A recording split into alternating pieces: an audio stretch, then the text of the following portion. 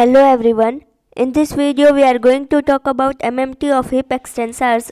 Muscles that help in the extension of the hip are gluteus maximus, semitendinosus, semimembranosus, biceps femoris. Origin of gluteus maximus is from ilium, iliac crest, sacrum. Insertion is in gluteal tuberosity of femur and iliotibial tract of fascia lata. Origin of semitendinosus is from ischial tuberosity. Insertion is in proximal medial shaft of the tibia. Semimembranosus.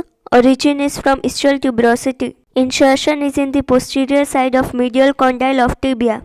Long head of biceps femoris. Origin is from ischial tuberosity. Insertion is in fibular head, lateral tibial condyle. To perform MMT of hip flexors, patient position should be in prone. Arms may be overhead or abducted to hold the side of the table. Position of the therapist, standing at the side of the limb to be tested at the pelvic level. The hand providing resistance is placed on the posterior leg just above the ankle. The opposite hand may be used to stabilize or maintain the pelvis alignment in the area of the posterior superior spine of the ilium. This is the most demanding test because the lever arm is longest. Grade 3.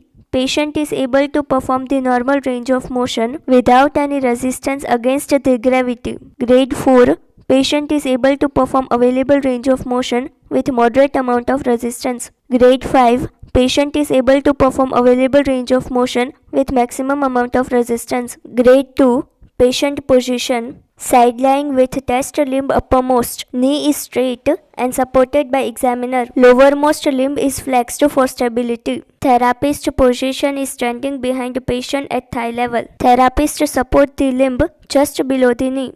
Opposite hand is placed over the pelvic crest to maintain the pelvic and hip alignment. Instruction to patient. Bring your leg back towards me and keep your knee straight. Grade 2. Patient completes available range of motion in side lying position. Grade 1 and 0. Patient position is prone. Therapist position standing on the side of the limb to be tested at the level of hip. Instruction to patient.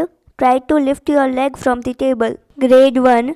Palpate the hamstring muscle at the ischial tuberosity and palpate the gluteus maximus at the center of the buttocks. Grade 0. No palpable contraction. Hip extension test to isolate gluteus maximus. Patient position is prone with knee flexed to 90 degree. Therapist position standing at the side of limb to be tested at the pelvic level. One hand maintain or stabilize the pelvic alignment. Another hand give resistance in downward direction just above the knee joint. Instruction given to the patient. Lift your foot to the ceiling and keep your knee bent. Grade 3. Patient complete available range of motion against the gravity without resistance.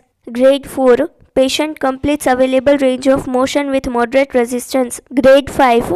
Patient completes available range of motion with maximum resistance. Grade 2. Patient position is side lying with tested limb should be uppermost. Knee is flexed and supported by examiner. Lowermost hip and knee should be flexed for stability. Therapist position standing behind the patient at the thigh level. One hand is under the flexed knee. Another hand is on pelvic to maintain the postural alignment. Instruction to patient.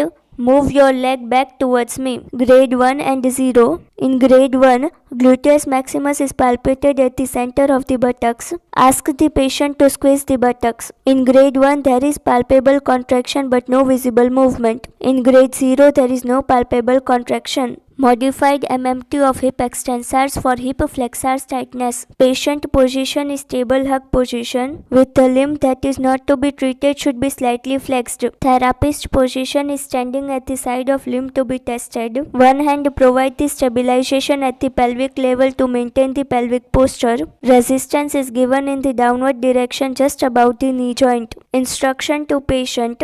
Lift your foot off the floor as high as you can. Grade 3. Patient completes available range of motion without resistance against gravity. Grade 4. Patient completes available range of motion with moderate resistance. Grade 5. Patient completes available range of motion with maximum resistance.